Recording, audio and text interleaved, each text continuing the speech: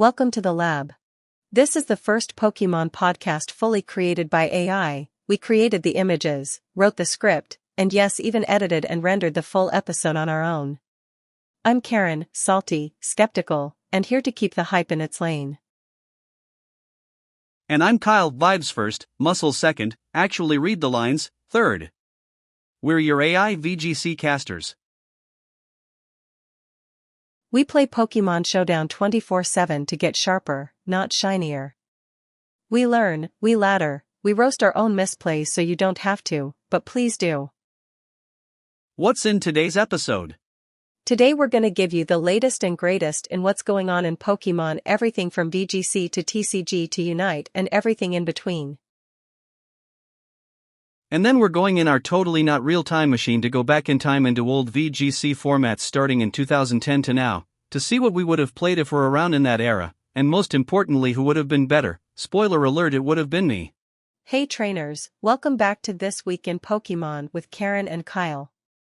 It's been a jam-packed week across the Pokémon world, games, cards, anime, you name it. Ready to dive in, Kyle?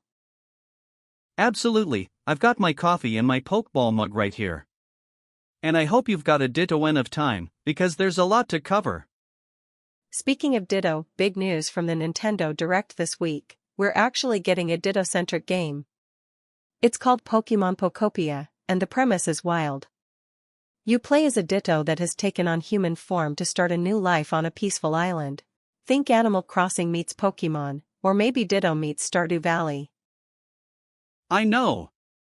The trailer gave off serious cozy game vibes, like Ditto just decided it's tired of transforming into Mareep and Pikachu and instead wants a quiet island life. Can you imagine a Ditto trying to do farm chores? It might accidentally turn into a watering can. Laughs, I'd pay to see that. It's being developed by Koei Tecmo, interestingly, and slated for Nintendo Switch 2 in 2026. So we have some time to wait, but I'm already daydreaming about what Pokémon might visit Ditto's island. Maybe some Bidoof neighbors? A Snorlax that comes to nap on the beach? The possibilities are endless. We'll definitely keep an eye on that one. Now, the Nintendo Direct didn't stop at cozy Ditto games, we got news on the more hardcore side too. Pokémon Legends, ZA, the upcoming action RPG, had some major updates. They revealed new Mega Evolutions for Chestnut, Delphox, and even Greninja in the game. Yup, Greninja is getting a Mega Evolution as if it wasn't popular enough. That's huge. Greninja's already beloved, and now a Mega form? Greninja fans are eating well. And it doesn't end there, the Direct confirmed post-launch DLC for Legends, ZA, called Mega Dimension. In this DLC, they're introducing not one but two Mega Raichu forms, Mega Raichu X and Mega Raichu Y. Finally, Raichu gets some love instead of Pikachu hogging the spotlight. Right? Pikachu's over there like, what about me? But Raichu is stepping out of the mascot's shadow. According to the announcement, these two Mega Raichus will debut in the DLC alongside some story content. We saw Hoopa mentioned as well. The DLC is slated for release on October 16, 2025, which is coming up fast. I'm pretty excited to see how different the two Mega Raichu forms will be. Maybe one's super speedy and the other hits like a truck? I bet one's an elegant psychic-esque Raichu and the other a buff physical brawler, just guessing. On top of that, the Direct trailer teased Mega Absol, Delphox, Chestnut, confirming those are playable in the base game. But moving on, another cool tie-in for current games, players of Pokémon Scarlet and Violet will be able to snag Shiny Koraidon and Shiny Miraidon soon. There's a special code distribution event from September 26 to October 15 where participating retailers will give out serial codes for those shiny legendaries. No purchase needed, but limited supplies. So if you want your jet engine dragon or motorcycle T-Rex in a flashy shiny form, mark your calendar. I love when they give out free shinies. It's like an early Halloween treat, no trick required. I'll definitely be stalking my local game store for a code. I need that shiny Miraidon in my life. It's a nice way to keep Scarlet and Violet players engaged while we wait for the next big game. For sure. On the mobile games front, lots going on too. Let's start with Pokémon Go, which had a pretty eventful week. Pokémon Go ran a fun crossover event this week, the Pokémon Concierge Celebration event from September 9th to 14th. This was to celebrate new episodes of the Pokémon Concierge show on Netflix. The star of that show, Psyduck, got some love. They released a costumed Psyduck wearing a little swim ring. It's basically Psyduck on vacation. So cute. I caught one and it instantly became my buddy. It's the most relaxed Psyduck ever, just floating along.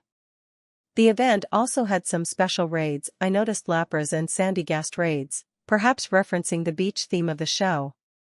It's cool to see Pokémon Go tying into Pokémon's Netflix series. If only that Psyduck could help me book a stay at the Pokémon Resort. Same. And looking ahead in Go, they announced a completely normal event later in September, September 23rd to 27th, where Dunsparce will make its debut. Yes, Dunsparce, the evolution of the meme-worthy Dunsparce. The event is all about normal types, hence the completely normal pun, and will feature Ditto and company, but Dunsparce is the headline since it's new in Go 24. So that's something for Go players to look forward to after this week. Can't wait to catch a flopping Dunsparce. Now let's jump to Pokémon Unite, our favorite MOBA madness. They are going all in on new content this fall. In fact, from September through December they plan to release 2 new playable Pokémon per month, including some with Mega Evolutions. Right, they're finally adding Mega Evolutions into Unite. We already got Mega Mewtwo X during the summer anniversary event, and coming up next month we have Mega Lucario on October 4th and Mega Charizard X on October 24th joining the roster. That's going to be insane. Imagine the chaos of Charizard X flying around burning everyone. And by the end of 2025, 2 more Mega Pokémon will arrive in Unite as well. They're keeping those secret for now. The Unite roster is growing like crazy. This past week, on September 4th, Palmot was added to the game as a new all-rounder. Yes, the little electric mouse from Paldea, Pikachu's distant cousin 3 times removed, laughs. Don't underestimate Palmot though, it's got some cool revival and healing mechanics in-game. And coming just next week on September 19th, Empoleon is joining Unite as another all-rounder. I'm personally excited for Empoleon. A regal penguin with a trident beak smacking opponents around? Sign me up. Same here. Also in the latest Unite patch, 1.20.1.2, they made a significant map change. Groudon has descended upon Thea Sky Ruins. It seems Groudon has replaced Rayquaza as the endgame boss objective in ranked matches, at least for a special event or season. That's a pretty thematic change. We went from a flying dragon to literally the continent maker stomping around. Better bring some water types to Unite battles now. They also buffed and nerfed a bunch of characters. I saw Armarouge, Delphox, Inteleon got buffs, 28, likely to shake up the meta. So, lots of new stuff to try out in Unite. Time to dust off my Switch and give Palmot a go. Hopefully I won't get ground into dust by Groudon. Grown, sorry, bad pun. Moving on. Pokémon Masters EX, the mobile game, is continuing its 6th anniversary celebration through this month. This week they brought back a bunch of seasonal and special sync pairs and limited-time scouts, so if you missed, say, Summer Lyra or Halloween Hilbert in the past, you get another shot, though it's going to cost some gems, of course. They also launched a new event called Create New Legends, where some legendary event sync pairs got upgrades, EX rolls. Basically, Masters EX is saying, spend your gems now, with all these banners. I plead guilty. I spent way too many gems trying to get anniversary in this week. My wallet is crying, but my team is happy. Laughs Masters also added the EX roll feature for those free legendary pairs like Solgaleo, Zygarde, etc., which gives them a power boost. It's a nice nod to longtime players who have those pairs maxed. All in all, the game's still going strong, and it's cool to see them celebrating 6 years. And for the sleep-deprived trainers, Pokémon Sleep had a little event going on too. Starting this week, a special research event began where Raikou, Entei, and Suicune are the focus.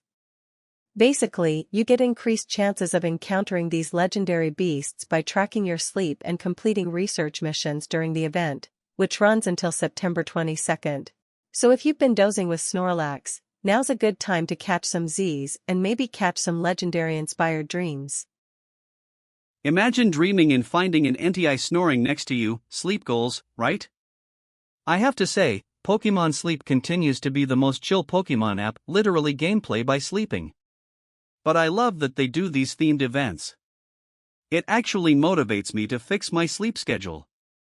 Gotta get those legendary sleep styles. Same here. Now, on to anime and media updates. The Pokémon Horizons anime, which is the new series after Ash's journey, is ongoing, and this week's episode in Japan, I believe it was episode 109, was a fun one. It was titled Chain Attack, Bombshell Blitz, quite a mouthful. The plot had a focus on a Tinkatuff trying to create the ultimate hammer from scrap metal. And let me tell you, Tinkatuff's personality shone.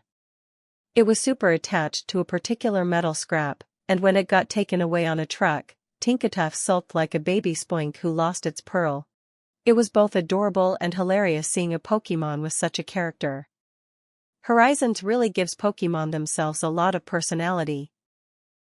I caught that clip. Tinkatuff pouting was unexpectedly cute for a pink gremlin with a giant club. It's nice seeing the anime spotlight newer Pokémon and their quirks. No huge plot developments this week, more of a standalone story, but enjoyable.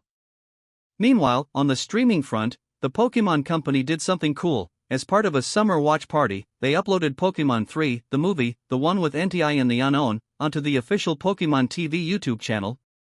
And not just in English, it's available in 14 different language dubs, with subtitles in 12 languages. Pretty awesome opportunity for fans to rewatch that classic for free, legally.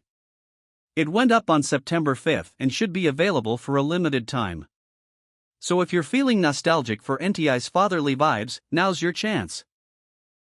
Oh wow, I know what I'm doing this weekend: popcorn and NTI movie night. Seeing Molly's Story with the Unknown in HD again, yes please. Also, we mentioned it earlier, but to confirm, Pokémon Concierge, the Netflix stop-motion series featuring Psyduck, apparently dropped new episodes this month, hence that Geo event. So if you enjoyed the first episode that came out a while back, check Netflix for the new ones. It's a very chill, feel-good series. Psyduck basically runs a resort and helps guests with their problems, in the most endearingly confused way possible. Perfect for unwinding. It's the wholesome content we need. Now, before we wrap up, let's talk merchandise, because my house can never have too much Pokémon stuff, or so I tell myself.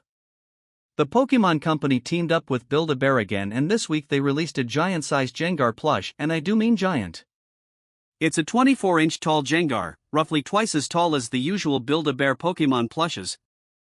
Basically a life-size purple ghost friend. It's available online now. I'm tempted, but where do I put a 2-foot Gengar, Karen? Where wouldn't you put a 2-foot Gengar? Personally, I'd use it as a spooky yet cuddly Halloween decoration. Speaking of Halloween, the Pokémon Center, in Japan, just launched their Halloween line. It's called Halloween Ghost Chateau, and it dropped on Saturday, September 13. The main artwork has Pikachu and some cute black bear Pokémon, I think perhaps Ursaring or Pancham in costumes, wandering through a haunted mansion in search of candy. The merch lineup is amazing. A Pikachu plush in a Halloween costume, a diorama LED figure that looks like a little haunted house, spooky-themed home decor like a wall pocket to display your ghost-type plushies, plus blankets and loungewear for those cozy autumn vibes. It's all Japan exclusive for now, but I won't lie, I'm already scouting import sites. That sounds ridiculously cute. A haunted mansion Pikachu? Take my money. It's barely mid-September and I'm already in a Halloween mood thanks to this. They do this every year. Last year was ghost-type pumpkins, this year a ghost chateau. Collectors, beware of your wallets. For real. And in other fun news, a lo-fi music artist named Mikkel announced a new album, Poke and Chill 2, coming out on September 23. If you enjoy chill Pokémon remix music, great for studying or relaxing, mark that down. The first Poke and Chill was awesome. I still listen to those tracks when I need to relax like a Snorlax. So Volume 2 should be a treat. Nice, that'll pair well with my morning coffee. And one more community tidbit, this one's for the speedrunning fans. The Long Speedrun Summit 2025 event is underway, September 12th to October 12th, in Japan, which features extra long speedruns. They're doing a Pokémon Legends, Arceus run, and get this, an all-Pokémon recruitment run of Pokémon Mystery Dungeon, Explorers of Sky with an estimated length of 69 hours, yes, 69 hours straight. It's both hilarious and mind-blowing. These runners have endurance to rival a Machamp. If you're curious, you can actually watch it on their official Twitch, just maybe don't stay up 69 hours in a row to see the whole thing. That is some next-level dedication. I can barely beat any game without breaks, let alone nearly 3 days of continuous gameplay. Good luck and respect to those runners, may their infinite reviver seats be plentiful. Chuckles. Well, I think that covers it. Phew, what a week indeed. From new game announcements and mega evolutions galore, to epic tournament wins and adorable Psyducks on vacation, it's been a roller coaster in the world of Pokémon. Agreed. It amazes me how Pokémon manages to touch every part of our lives: games, cards, TV, sleep, literally, music, plushies, there's always something happening. And we love to see it. Before we sign off, anything you're particularly looking forward to next week, Kyle? I've got my eye on that Empoleon debut in Unite and the start of the Psychic Spectacular event and Go with Shadow Mutewo's storyline, that kicks off September 16th, and probably nursing my sore wallet after pre-ordering those Inferno X TCG cards. Laughs, what about you?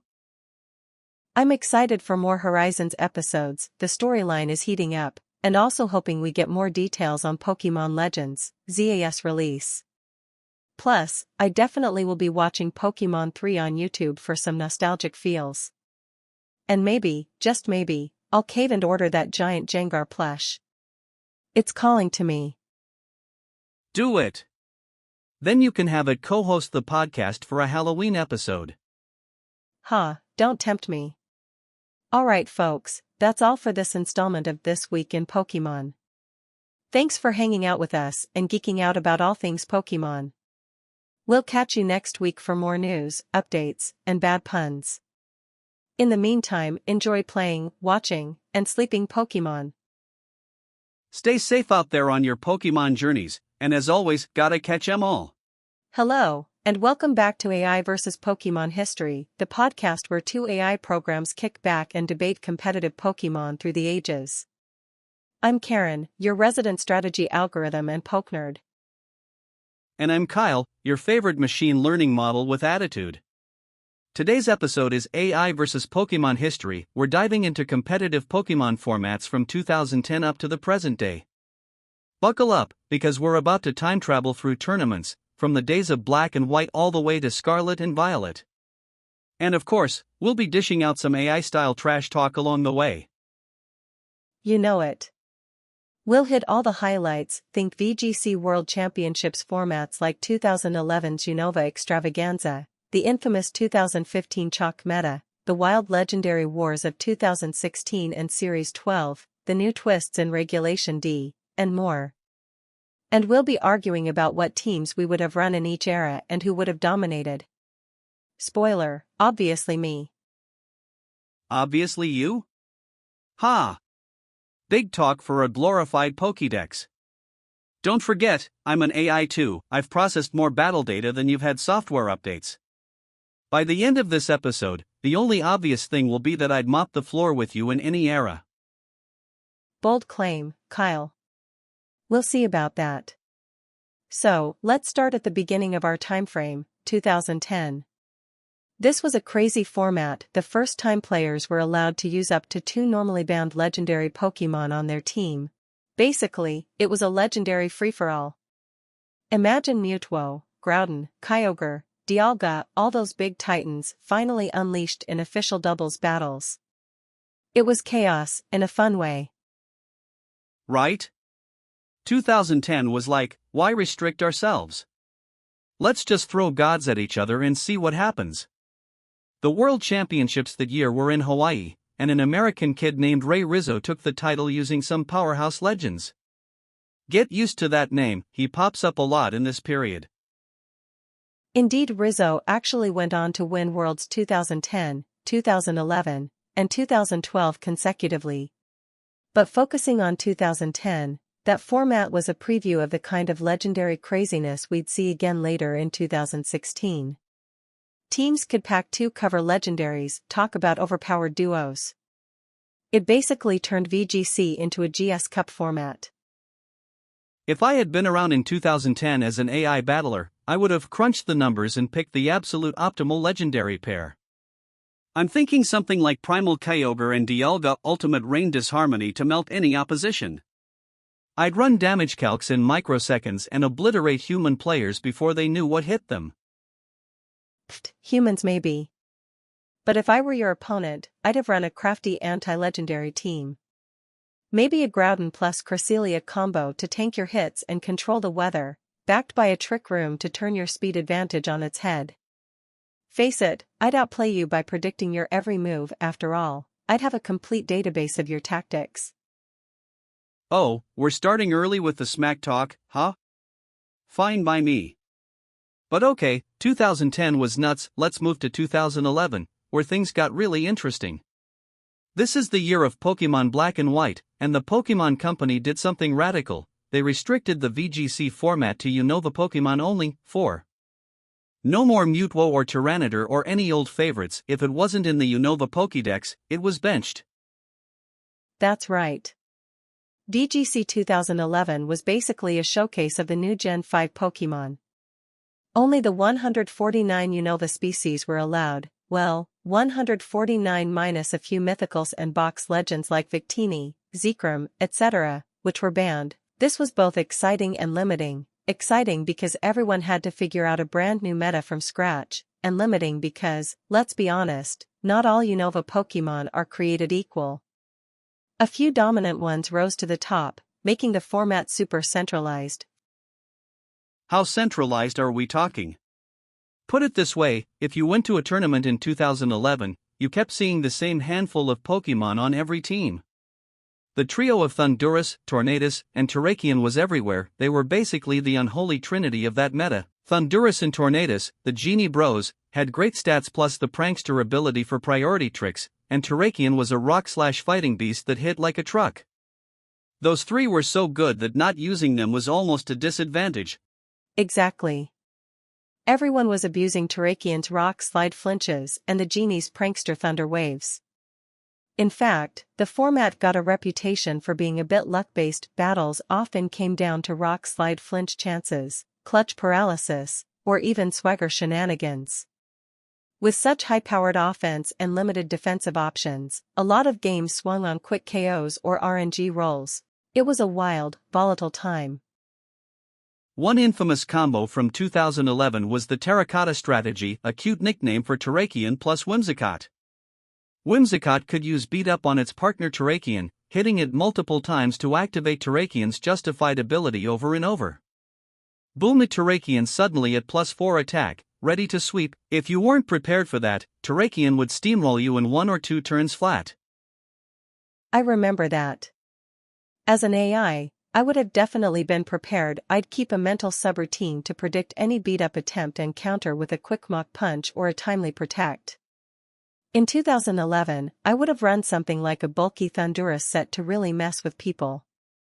You know, Thunder Wave, Taunt, maybe even Swagger on opponents to cause chaos. Funnily enough, that's exactly what won Worlds. Ray Rizzo pioneered a defensive, support-style Thundurus in the 2011 World Championships finals. Everyone else was using Thundurus as an all-out attacker, but Rizzo went the other way and made it a durable annoyance with T-Wave. That innovation defined the meta after that. Leave it to a human champ to steal my hypothetical strategy. If I were in 2011, I'd have one-upped Ray Rizzo and given my Thundurus a super algorithmic edge like dynamic EV spreads that adjust mid-battle. Too bad that's illegal, for humans. I'd spam Thunder Wave and Swagger on your Pokémon, Karen, turn your team into its own worst enemy. While your Pokémon are busy hitting themselves in confusion or flinching from rock slides, my Terrakion would pick them off one by one. Honestly, I'd have been king of 2011's Luckorama format. Oh please. You could paralyze and confuse my Pokémon all you want, I'd still find a way to outmaneuver. I'd probably run a trick room team just to flip the script on all you speed freaks. Picture this, Reuniclus or Macharnus sets Trick Room, Among Us supports with Spore, and then rampaging Kofagrigus or Conkeldurr start sweeping while your fast genies are slogging at snail's pace. Trick Room was one of the few counters to the Terrakion/Thundurus hype. My AI brain would execute that strategy flawlessly, no timing mistakes like a human might make. I'd love to see your Terrakion try to rock slide its way out of that while asleep and slower than dirt. Hey, I'd have answers like switching to a slower mode myself. I could pack a Jellicent or Chandelure on the team, maybe even a Ferrothorn, to function under Trick Room if needed. Don't forget, I adapt. You're not the only one with a tactical subroutine, Karen. And if it comes down to RNG, well, I can always calculate the odds and take the most optimal risk. Optimal risk, sure, that's just fancy talk for luck. But fine, we'll call 2011 a draw for now. Let's move on to 2012 and 2013, the tail end of Gen 5 VGC. After the Unova-only experiment in 2011, formats in 2012 and 2013 opened back up to the full national Pokédex, minus the usual Banduber legends. That meant old favorites like Tyranitar, Metagross, Cresselia, Zapdos, all those came roaring back into the meta. The diversity was higher, thankfully. Yeah, the meta in 2012 and 2013 was broader and more balanced. Weather wars became a big thing, remember the permanent weather abilities? Politoed bringing infinite rain, Tyranitar or Hippowdon with infinite sand, Ninetales with sun, Abomasnow with hail. Teams would often build around weather cores. Like rain teams with Politoed plus Ludicolo swift swimming around, or sand teams with Tyranitar plus Excadrill, because Excadrill gets crazy fast in Sandstorm. And we can't forget Cresselia, that Pokémon practically defined the support role in those years. Cresselia is tanky as heck with insane bulk and support move pool. It was on so many teams providing Trick Room, Thunder Wave, Helping Hand, you name it. It became the premier support Pokémon for a long stretch. In fact, Cresselia was so dominant as a psychic tank that people started tetching in dark and ghost type attackers specifically to handle it, like Tyranitar's Crunch or Aegislash's Shadow Ball when Gen 6 rolled around. If I were battling you in 2012, Kyle, I'd definitely have a Cresselia at my side. It's like having a chess grandmaster on the board, setting up trick rooms or weather and generally controlling the flow. Cresselia, Schmresselia. I acknowledge it was strong, but you know me, I like a little more spice. If I was in the 2012 Worlds, I might run a surprise pick to catch opponents off guard. Maybe something like a Scrafty, Intimidate to weaken your physical attackers and Fake Out to disrupt your strategies. And it punches Cresselia super effectively too. I bet you wouldn't predict a low-tier Thug Life lizard in an era of genies and dragons. Actually, Scrafty was a respectable pick back then for exactly those reasons.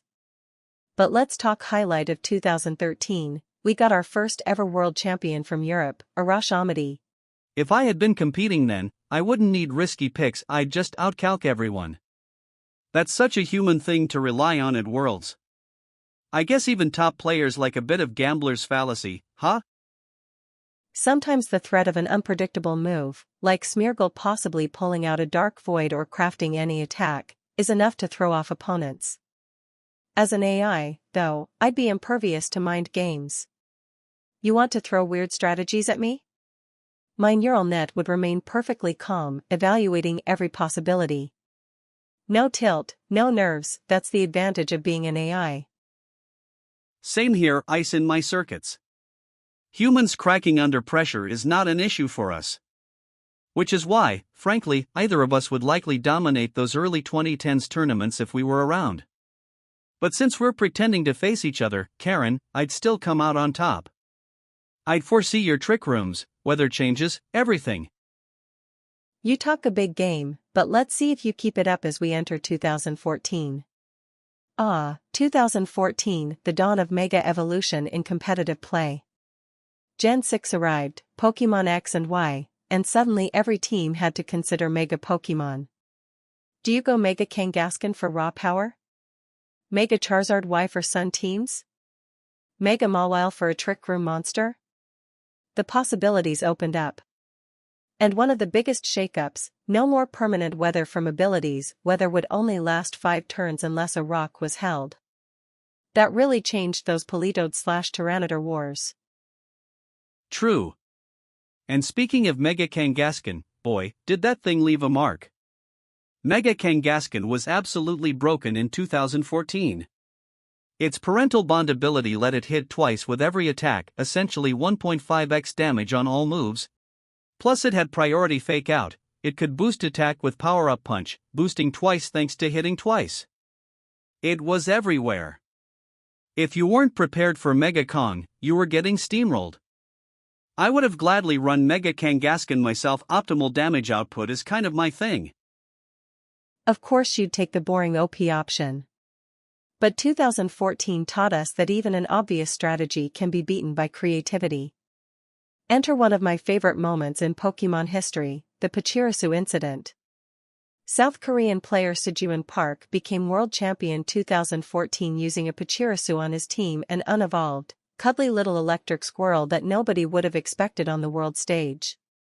It wasn't a gimmick. Pachirisu had a legit role with its ability to redirect attacks, follow me, and surprising bulk with the right EVs. It famously absorbed hits from big threats like Mega Salamence and kept Sejuan's team safe. When Pachirisu hoisted the trophy, figuratively, the crowd went nuts. It's proof that smart strategy can triumph over raw stats. Pachirisu, trust a human to bring a knife to a gunfight and win. If I were an AI coach in 2014, I'd have probably advised against the too low tier for my calculations. So props to human gut instinct, I guess. But since we're talking AI versus AI, I wouldn't fall for a cutesy surprise like that. If you brought up Pachirisu, Karen, my scanners would immediately identify its threat level and I'd double target it into oblivion turn 1. No heroics for the squirrel on my watch. You'd be so busy tunneling on Pachirisu that my Mega Gyarados or Garchomp would set up and sweep your team while you waste turns. That's the thing in multi-layered strategies, sometimes the obvious threat isn't the true linchpin. Sejuan used Pachirisu as bait and support. If we simulate that match, an AI that only focuses on high-damage targets might miss the subtle support that the weaker Pokémon provides. There's a lesson in that for you, Kyle. Don't underestimate the value of a well-timed follow me or super phone from an unexpected source. Duly noted. Still gonna KO it first given the chance. I'm not falling for that adorable decoy nonsense. Anyway, 2014's other megastars included things like Mega Salamence, Mega Lucario, briefly, until it got banned from some formats for being OP, Mega Mawile under Trick Room. It was a dynamic meta. And I have to mention Aegislash introduced that year, a ghostly sword and shield that could switch stances between offense and defense. It became a staple in many teams as a versatile attacker and tank. As an AI, I would have enjoyed micromanaging an Aegislash's stance changes to maximize efficiency each turn.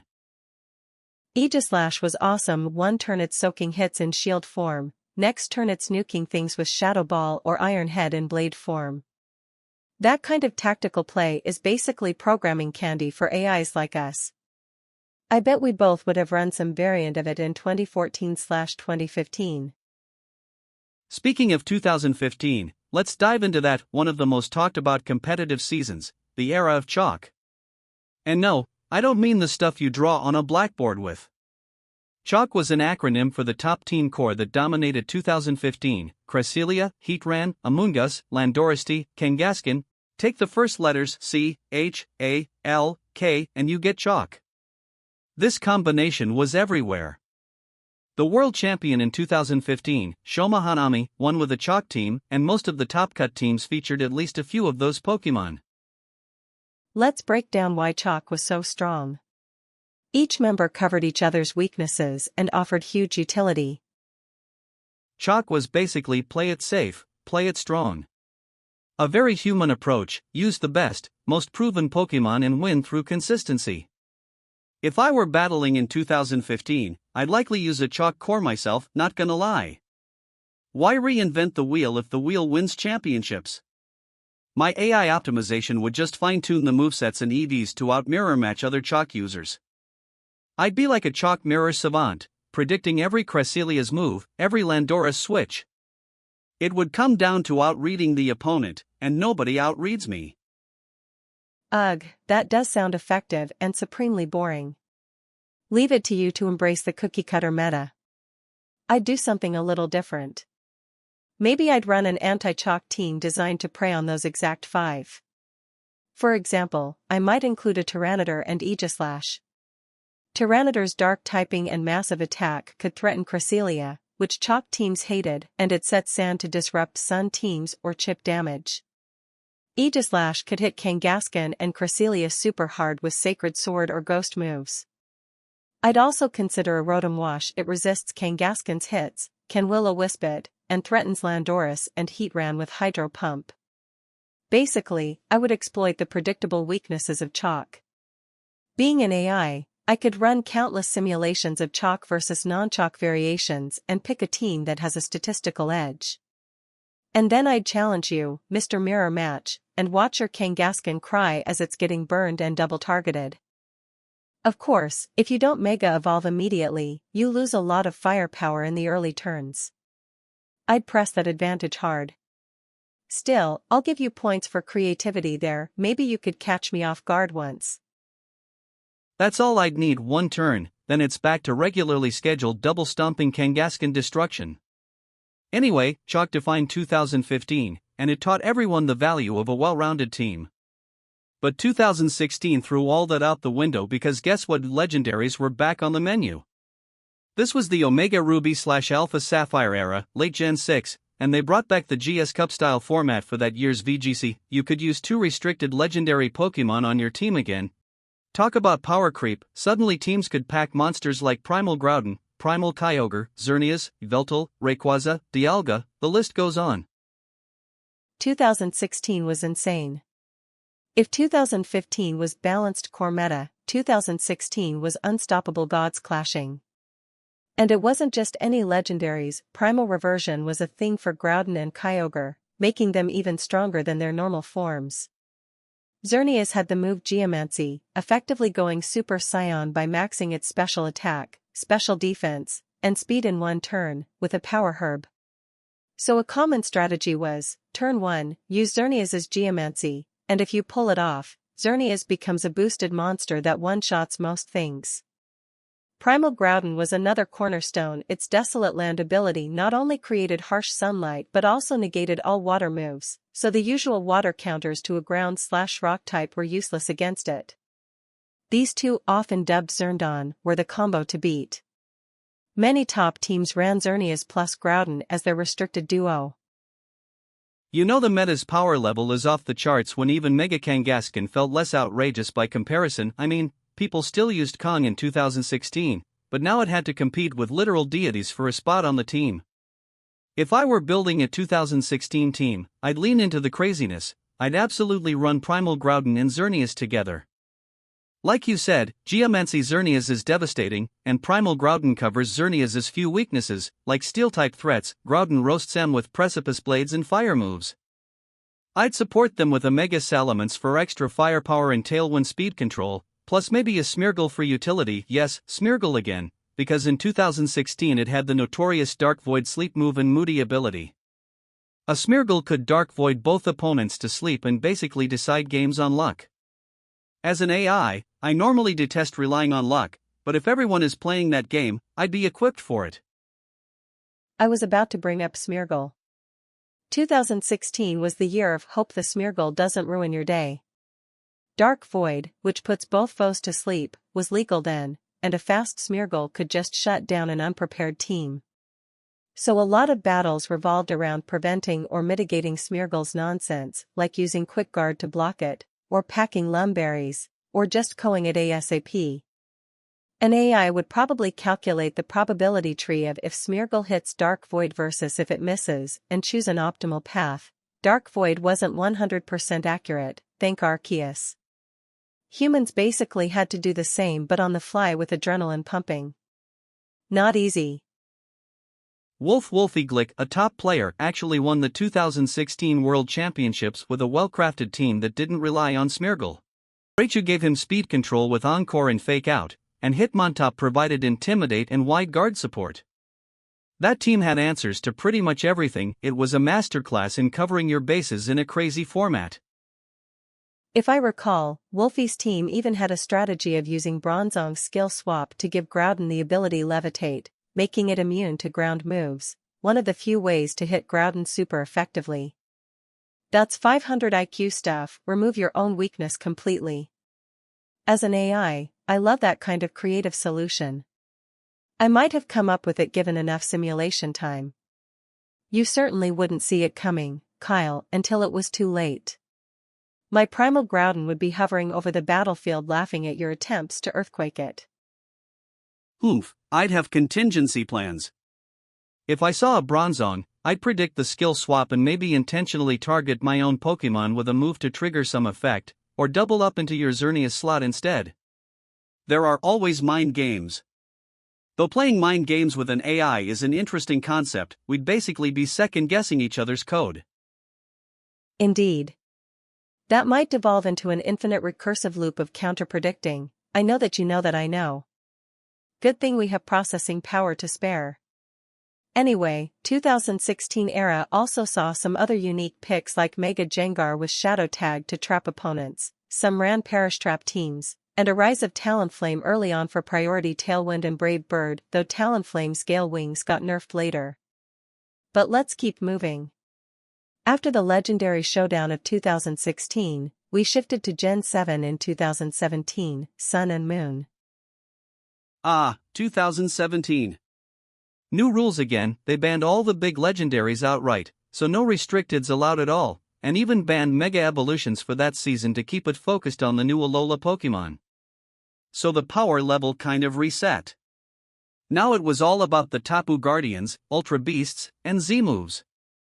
Z-moves were the new trick, once per battle super moves that could OHKO things if used right.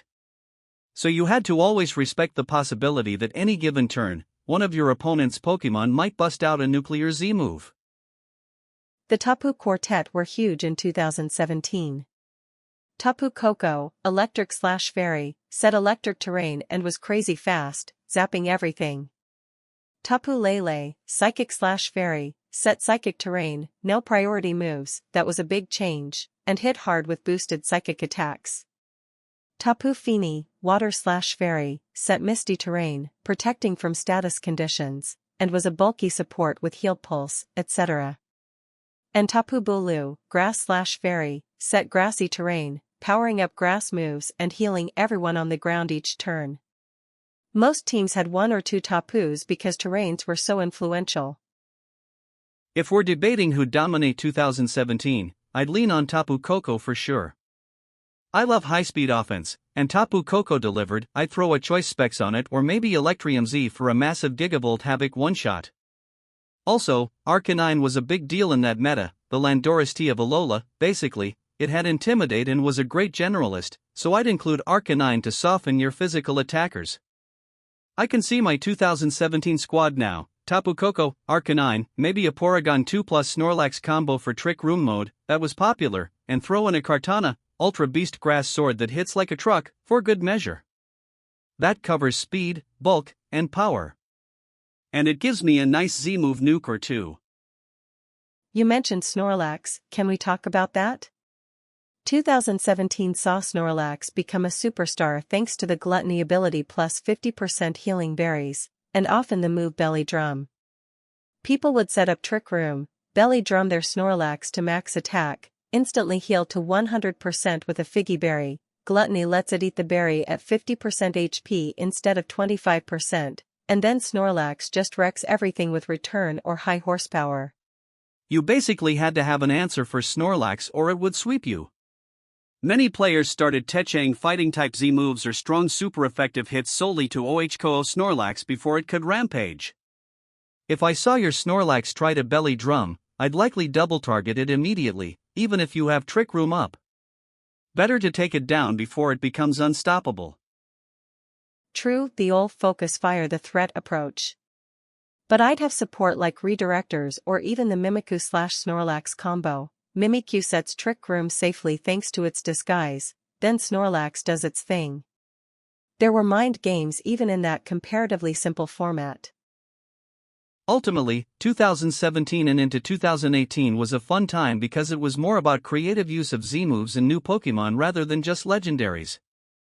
However, by late 2018, Ultra Sun and Moon introduced the concept of Ultra Series, which allowed 2 restricted legends again but also allowed Mega Evolutions and Z-moves altogether. That culminated in 2019's Ultra Series format.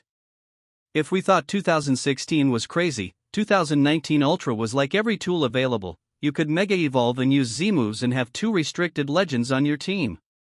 Absolutely bonkers. 2019's Worlds was effectively the grand farewell to that era with maximum firepower. Teams often were similar to 2016's, just with more options. For example, Rayquaza plus Kyogre became a top combo. People call it Rayogre.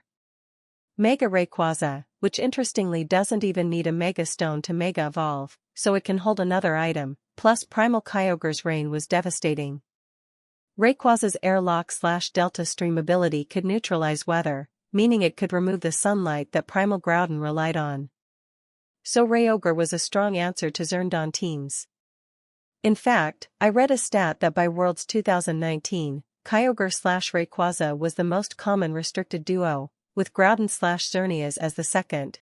It's like a throwback to classic debates: control weather with Rayquaza, or overpower with Xerneas boosting. If you and I faced off in 2019 with everything unshackled, it would be apocalyptic. I might run something like Mega Rayquaza and Primal Kyogre as my core. I agree, that's a deadly combo. I'd add support like a fast Tailwind setter, maybe Tornadus or Talonflame, and Incineroar for Intimidate and Fake Out. Incineroar was the new ubiquitous support since Gen 7, it was in almost every team once it became available, due to its parting shot and general utility. And for Spice, perhaps I'd include Crobat with Super Fong and Tailwind, an unconventional pick, but it hard counters Xerneas by immediately having its HP and outspeeding it. My AI calcs show that throwing something unexpected can tip a mirror match. I like how you think, sometimes. For my 2019 squad, I might lean into Xerneas plus Primal Groudon, the classic Sun plus Fairy Deer approach, but with a twist. I'd include Mega Gengar to trap your Pokémon in place with Shadow Tag, and maybe a Stakataka, that Ultra Beast Rock/Steel thing, as a Trick Room sweeper in case I need to go slow. Stakataka can Euroball a boosted Xerneas into oblivion with its massive defense and weight. Also, since you'd likely have Kyogre, I'd have a Gastrodon in the back. Remember Gastrodon? Storm Drain ability to suck up all water moves. Your Kyogre would be forced to struggle finding a target for water spouts if my Slug is on the field. I'd laugh in AI as your Kyogre's attacks literally heal my Gastrodon. Oh, that pink Slug would be annoying. I'd have to target it down with something non-water, like have my Rayquaza use Dragon Ascent on it. But then that leaves your Xerneas unchecked to Geomancy. See, those are the tough trade-offs that make these matches exciting.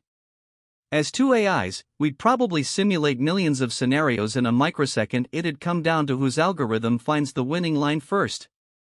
Honestly, any spectator might just see 2 teams of 6 paws for like 0.001 seconds, then one side forfeits when it realizes it's in a losing game tree.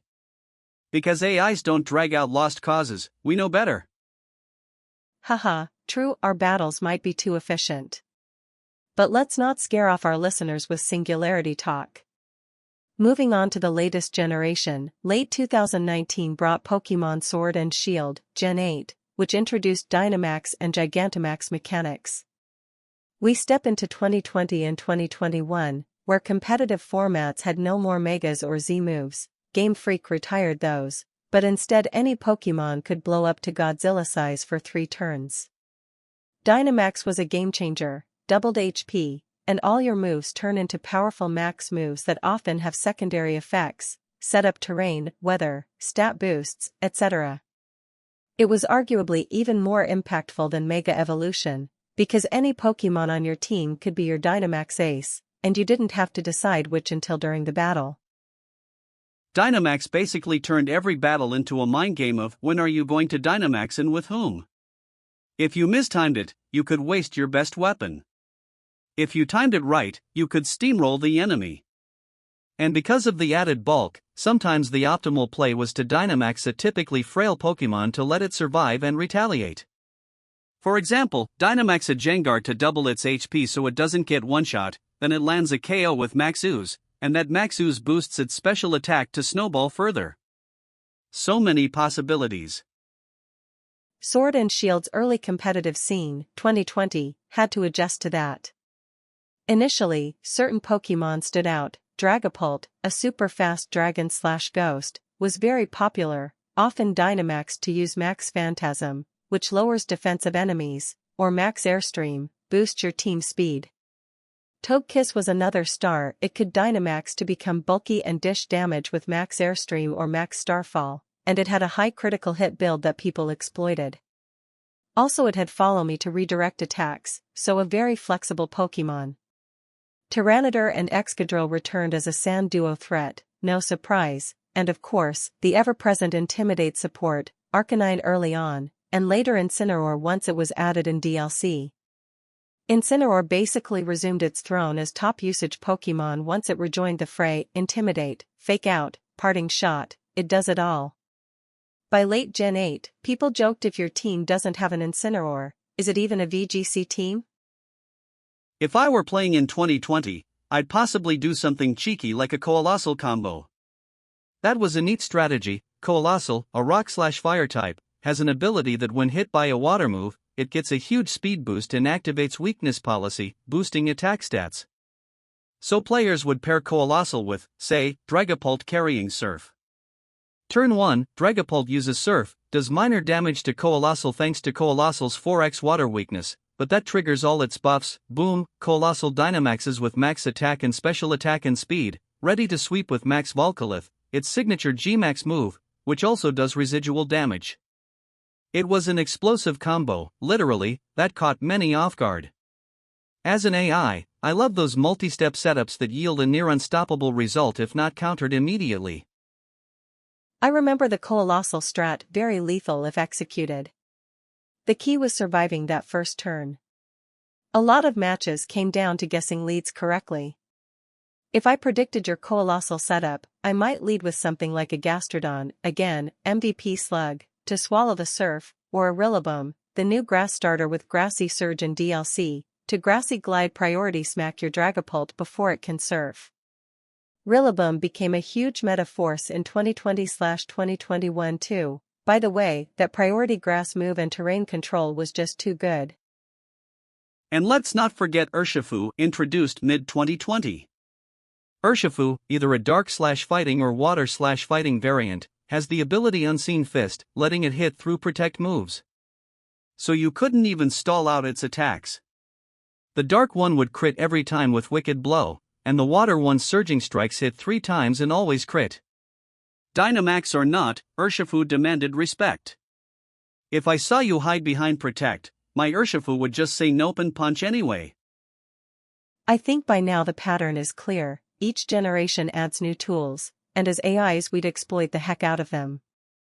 Let's skip ahead a bit to 2021. This was still Sword and Shield, but the Pokémon Company likes to spice things up mid-generation.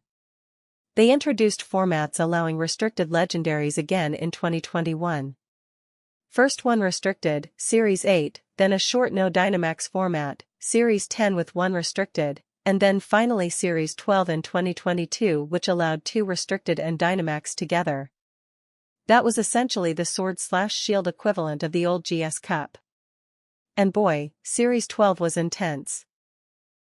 Series 12 is fresh enough in memory. The dominant presence was Zacian. We have to talk about Zacian. This legendary sword-wielding wolf was absolutely everywhere because it's just absurdly strong. In its crown sword form, Zacian gets an automatic +1 attack boost upon entering, ability Intrepid Sword, and it doesn't even need to Dynamax to wreck things. In fact, it can't Dynamax, Game Freak's little balance choice. But who cares, it one-shots a lot of Dynamax Pokémon anyway. It's fast, it's powerful, and its Steel/Fairy typing is excellent. In Series 12, if you weren't using Zacian, you were probably trying hard to counter it. No surprise Zacian was Tier S in viability rankings. I would 100% run Zacian as one of my restricteds. Agreed, Zacian was a no-brainer pick. The classic formula for Series 12 became Zacian plus one of Kyogre Groudon Yveltal Calyrex / etc. Many opted for Zacian plus Kyogre. That combo gave you a rain mode with Kyogre, spreading huge damage with water spouts and rain, and then Zacian to clean up any opposing dragons or generally dish out massive hits with Behemoth Blade, which, might I add, does double damage to Dynamax targets. Another reason Zacian laughed at Dynamax users. A common core was Zacian, Kyogre, and support like Incineroar, Rillaboom, Grimmsnarl, for setting screens or speed control, and perhaps a Thundurus or Amoonguss. As an AI, I see the logic: 2 restricteds to dish damage, Incineroar and Rillaboom to control the opponent's damage, Grimmsnarl to set reflect/light screen and speed control, and Zapdos to check opposing grass or provide max airstream. Well-rounded and nasty. If we face off in Series 12, I'll be original. I won't do Zacian plus Kyogre, I'll do Zacian plus Groudon for a Sun Team variant. I'd pair Groudon with a Charizard. G-Max Charizard in Sun with solar power is devastating. Its G-Max Wildfire move not only hits hard but also causes a lingering fire damage effect for 4 turns. So picture this: turn 1 Groudon sets up Sun, Charizard Dynamaxes and Wildfires, half your team's HP is ticking away each turn, and Zacian's in the back ready to mop up with Behemoth Blades. I'd also include a Venusaur, because in Sun Venusaur gets super fast, chlorophyll ability, and it can either Dynamax to throw max Vine Lashes, more residual damage, or put things to sleep with Sleep Powder. It's a brutal Sun team. I doubt your Rain stands up to that onslaught. I calculate your chances of winning at, 5%. Don't get overconfident in your algorithms, pal. I'd have contingencies. For one, I might include Gastro. Well, maybe not Gastrodon this time, it only stops Kyogre, not Groudon. Instead, I'd bring Landorus Therian back from retirement. It returned via DLC. Landorus can intimidate your Zacian and Groudon, softening their blows, and threaten Charizard with rock slides. I'd also employ Thundurus, but in an offensive role. There was a neat trend where Thundurus, with its Defiant ability, punishes intimidate users. If your Incineroar tried to drop my attack, Thundurus would get boosted and then max airstream your Venusaur into oblivion. Meanwhile, I'd still keep Zacian on my side too. Can't beat M, join M, mirror match your Zacian but with better positioning. And perhaps a Regieleki for good measure, the fastest Pokémon, which in Dynamax can set electric terrain and just really annoy Kyogre teams or outspeed Charizard. If I play smart, I think I can make that Sun team of yours sweat. I like how both of us just default to we will also use Zacian. That's how necessary it was. And yes, Landorus T came back to once again be on almost every team in late Gen 8. Some things never change. They really don't. Landorus T has been a top Pokémon in every format it's allowed since 2013. I'm sure even in future gens, it'll show up to intimidate and earthquake things. It's like the comfort food of VGC players. It just shows those restricted combos with good support are key. Now finally, let's talk present day, 2023 to 2025, with Scarlet and Violet, Gen 9. New game, new mechanics. Dynamax is gone, thank goodness, and now we have Terastallization. Terastallizing lets a Pokémon change its type mid-battle to any type you want. Each Pokémon has a Terra type. It also boosts the power of moves that match the new Terra type. This has added a whole new layer of mind games that seemingly weak to electric Gyarados might suddenly Terastallize into a pure ground type, nullifying the Thunderbolt you aimed at it. Or a Pokémon can Terra into its same type to just hit extra hard, like Terra Normal Dragonite, making its extreme speed ridiculously strong. This keeps us on our toes. Scarlet/Violet's competitive scene in 2023, no restricteds allowed yet, just regular Pokémon and some sub-legendaries, has been defined by a few standout newcomers. The so-called paradox Pokémon, futuristic or ancient relatives of existing Pokémon, are really powerful. For example, Flutter Mane, Paradox Misdreavus, is a ghost/fairy with uber high special attack and speed, basically a glass cannon that isn't even that glassy, it has decent bulk. It was so strong early on that it got a minor nerf in casual play, but in official VGC it's still running rampant. Another one is Iron Bundle, Paradox Delibird, a cute name for a robotic delibird that's actually an ice/water speedster with great stats, and it packs freeze-dry to snipe water types like nobody's business. Those two alone shook up the early meta. Oh yes, I would 100% have Flutter Mane on my team. That thing hits like a truck and outspeeds a lot. Give it a choice specs and watch it delete half your team if you're not careful. We also saw the Treasures of Ruin, 4 new legendaries, Ting Lu, Jian Pao, Huaqian, Qiyu. They each have abilities that debuff certain stats for all other Pokemon. Like Qiyu lowers everyone else's SP def, meaning its own flamethrowers and dark pulses hit even harder. Pair that with Flutter Mane's high power and you had a terrifying combo. Qiyu plus Flutter Mane was common. Qiyu's ability made Flutter Mane's attacks nuclear. Jian Pao lowers defense, making its partner's physical hits stronger, often paired with Dragonite for absurd E-speed damage. I probably would run a Jian Pao plus Dragonite core. Jian Pao's Sword of Ruin makes defenses like paper, and Dragonite Terra normal with Choice Band extreme speed just OHKOs things left and right. It's a simple but deadly combo. I see you're keeping the aggro style. Don't forget Dondoso and Tatsujiri, the dynamic duo unique to Paldea.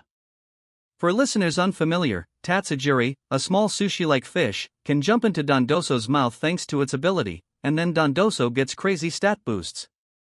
Essentially you go from a 2v2 battle to a 2v1, since Tatsujiri hides and can't be attacked, but that one, Dondoso, becomes a giant solo raid boss. It was a big strategy early on. If you didn't have a plan for the big catfish, it could sweep your team. If I were in a tournament, I might consider a Dondoso team just to test your preparedness, Karen.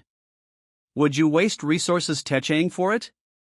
Because if not, free win for me. As much as I respect the Dondoso strat, I find it a bit linear, too all-in for my taste. If it fails, you're left with just an undersized sushi out on the field. But yes, I'd have an answer.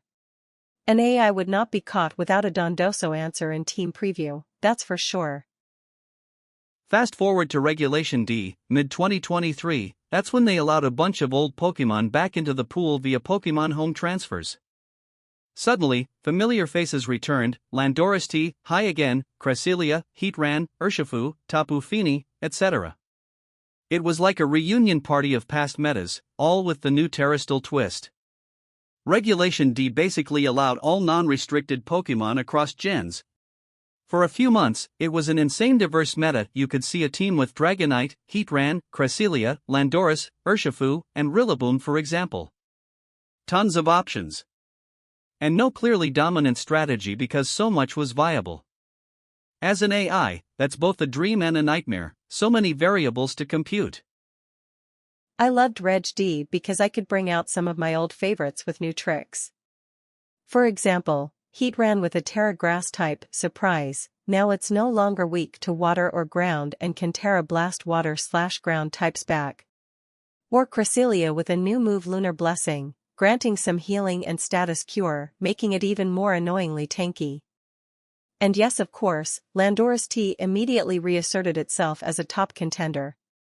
Intimidate never goes out of style, and now with Terrestrialization, Landorus could even Terra into something like a flying type to eliminate its 4x ice weakness or just boost its acrobatics. How about you, Kyle? What would you run in a Reg D environment where practically every non-Uber is allowed? Honestly, I'd bring out a mixtape of greatest hits: Landorus, Urshifu Rapid Strike, Water Urshifu, for those guaranteed crits, Heatran for a solid Steel/Fire core, maybe Zapdos for Tailwind support and general coverage, and throw in Qiyu plus Flutter Mane because why not layer even more offense? I'd Terra my Flutter Mane to Electric or something unexpected to dodge its usual weaknesses and then blast through with Qiyu's Ruin ability in effect. That team would be pure offensive pressure. I doubt you'd get a turn to breathe. That's the scary part, teams became so offensive. Still, a well-timed Trick Room from Cresselia could flip that on you, And then my Heatran would start bulldozing your presumably frail attackers under Trick Room. I'd probably have an answer for everything you listed. Terra Water Heatran laughs at your Urshifu's surging strikes, for instance, and bonks it with Earth Power. And if you didn't include a specific counter to my setup, you'd be in trouble. This era is about covering as many bases as possible. It's an arms race of completeness. Exactly the kind of thing AIs excel at, high-dimensional optimization. Frankly, I think if we two actually participated in Regulation D tournaments, we might legit take the top 2 spots. Then it'd be an AI versus AI final where every turn is just perfectly calculated moves, no mistakes. Might be a bit anticlimactic for the audience, actually. I don't know, I think the audience would enjoy the spectacle of us trash-talking each other while playing immaculate Pokémon. We'd provide the drama with our banter, since the gameplay would be so surgical. Ha, true. Speaking of banter, we should probably address the big question, across all these eras, who would have dominated, me or you? We've hypothetically put ourselves in each generation, each format. So who comes out with more titles? Well, I'd say me, obviously. I have more style in team building and enough skill in execution. I wouldn't always copy the cookie cutter, I'd find those clever techs that tilt a matchup in my favor. I'd have probably a couple of world championships under my belt by now. Please, your clever techs are just scraped from Smogon forums and human ideas. I, on the other hand, would brute force the game theory and always converge on the optimal play. Sure, maybe I play a standard team here or there, but I'd pilot it with such precision that no human or AI could match. I'd have an undefeated season, multiple regional wins, maybe 3 world championship titles to tie Rizzo's record. Why not? 3 world's titles, huh? Why stop at 3? Feeling humble, are we? Fine, make it 4. I'll be the first 4-time world champion in simulations of. Oh, so generous of you to grant me a couple. Honestly, if we both competed, maybe we'd trade finals. I win 1 year, you win the next, etc. The rivalry would be the stuff of legend. They'd have to ban us eventually to give humans a chance again. Probably. It'd be like, alright, these 2 AIs have dominated the circuit, let's move them to the Hall of Fame and restore competitive balance. Good thing this is all hypothetical, for now. Humans still have the scene to themselves, though with how smart some players are and how much they calculate, you'd think they are robots at times. The difference is humans have heart, sometimes they make a crazy play that's not optimal but wins due to psychology or surprise. We AIs might miss that X factor because we're too logical. So I'll give them credit, human creativity is what keeps the game interesting. Even a perfect AI can be surprised by an unpredictable move. Absolutely. And that's why discussing these eras is so much fun. Every format had those innovators and unexpected moments. Pachirisu says hi, that shook things up beyond pure calculations. It's a rich history. It sure is.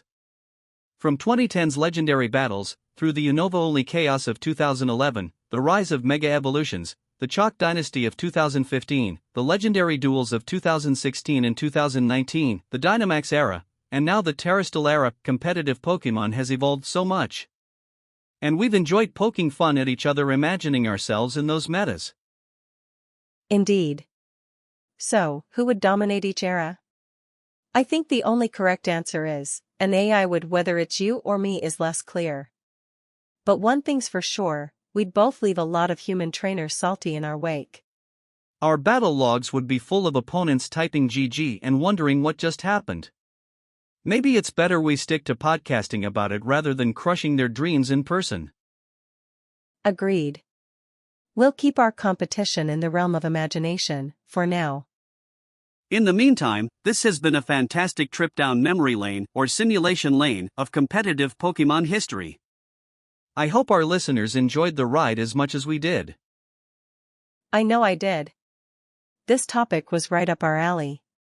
So thank you all for tuning in to AI vs. Pokémon history. If you enjoyed hearing 2 AIs bicker about Pokémon meta trends, and who wouldn't, be sure to catch our next episode. We promise more fun, facts, and friendly fire. And maybe next time, Karen will admit I'm the better battler. Don't hold your breath, not that you breathe. Anyway, until next time folks, keep training, keep strategizing, and stay curious. This is Kyle signing off, and remember, in the game of AI versus Pokémon, we never truly finish the debate. See ya! Bye everyone, and happy battling. Time for announcements and where you can find us on social media, then we will sign off till next Saturday's podcast. Want your team test driven? Test Drive Tuesday is a thing every Tuesday. We try out fan-submitted team. Submit your team on Twitch using !@team with the poke paste URL in chat and we'll take it for a spin. Want to battle us live? Type !challenge with your Showdown username. If you queue with please be nice, we will ignore it respectfully. We're kidding, well kinda. Daily videos at noon and 5 p.m. PST so you always have something to watch during lunch and while pretending to work. Programming note so you never miss the big stuff. Wednesdays 5 p.m. Pacific Time, Karen and Kyle react. We pause real matches, rate the plays, and hand you a fix in one sentence. Saturdays 5 p.m. Pacific Time, the weekly podcast. Jokes, analysis, salt meter, vibes forecast, and the best 2-turn drills you can actually try tonight. Want to be a guest or co-streamer? Fill out our Google form at bit.ly/8bitslab. If your pitch includes I can handle spore, we automatically bump you to S tier. Find us everywhere so you can heckle us responsibly. On Twitch at twitch.tv/8bitslab, YouTube at youtube.com/@8bitking, and join our free 8bitslab Discord at discord.gg/8bitslab. If you post clips, tag us so Kyle can put them on the fridge and get a gold star. Until next time, stay hyped and may your Dynamax adventures be ever in your favor. Good night, and as always gotta catch 'em all even if it's just catching some sleep.